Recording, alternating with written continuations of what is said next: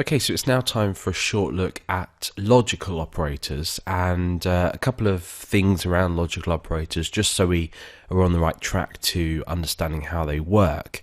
So the first thing that we're going to do is just basically look at what the operators actually are, and these are and, or not. So we have three logical operators. And looks like this, it's two ampersands. Or looks like this, it's two pipes, so two vertical pipes, and not is not. Now we've already seen this in things like not equals, but we can use not for things like not true, things like that, which is false, not false is true. So we can do things like that too.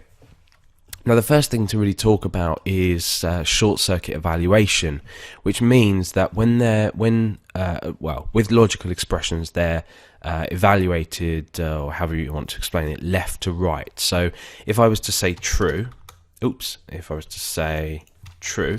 that comes as true. If I was to say false, that comes as false. If I was to say true and false, because it's evaluated left to right, true is now taken as the sort of the short circuit evaluation. So it will always be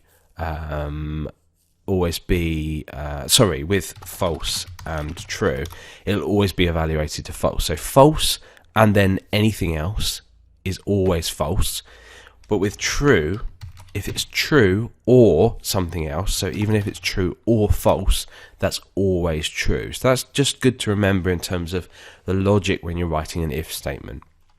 But let's take a look at some actual real uses for this. So for example, we have the variables name that we created in the last video, and we have the variables age. So we could say something like name is equal to Alex and age is equal to 24. We know that that's true. We've used an and logical operator to say that we want them both to be true. If, for example, this says 26, this comes back as false because name is equal to Alex, but age isn't equal to 26, and therefore this is evaluated to false, because what we have here is we have a true and a false. If we were to turn this around and say age equals 26 or name equals Alex, this is true because we have a false or true, so we get true back. It's always going to evaluate to true. If we have again this something like name equals Alex or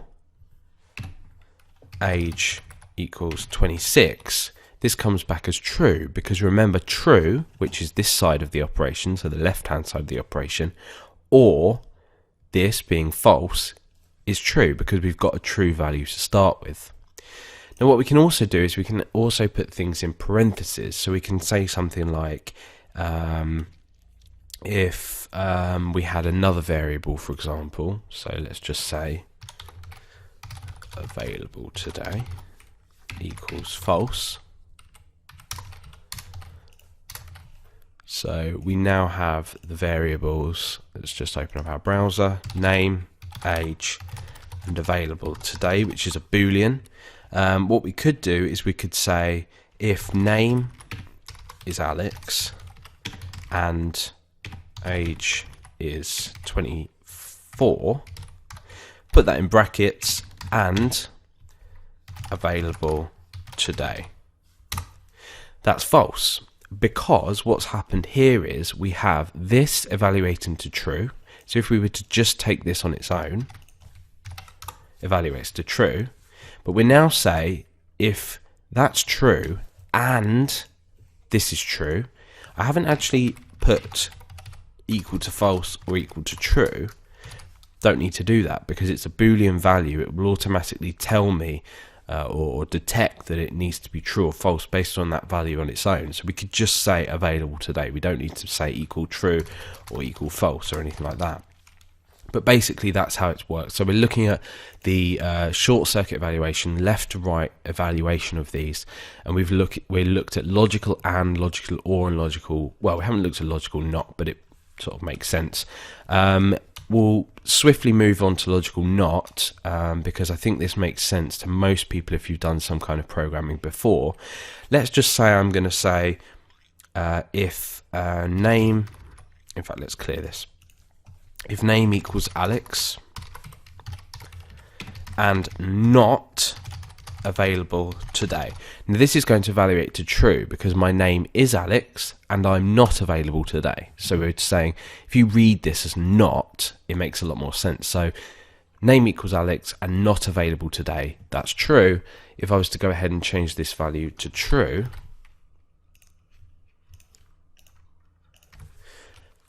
using the same, let's pop back to the console, using the same, it's false because I am available today. So my name is Alex and not available today, well I am, so this evaluates to false. So equally I could remove the not and that would just be true. So that's logical operators, and hopefully the understanding of the left-right evaluation helps. But really when you are creating if statements and you're using logical operators, it just makes sense to read it as you would a sentence and actually look at it and read it out, make sure it makes sense, and then the sort of logic around it will make more sense if it reads more like a sentence. So when you are programming, it's a good idea to either scribble it down or just do it in on a bit of paper or on the computer, just basically to work out the logic of the way that you need to do things. That way you can use parentheses to group things together if required, and it just makes the logic first of all work, and then second of all just look and read a little bit better if things are separated out.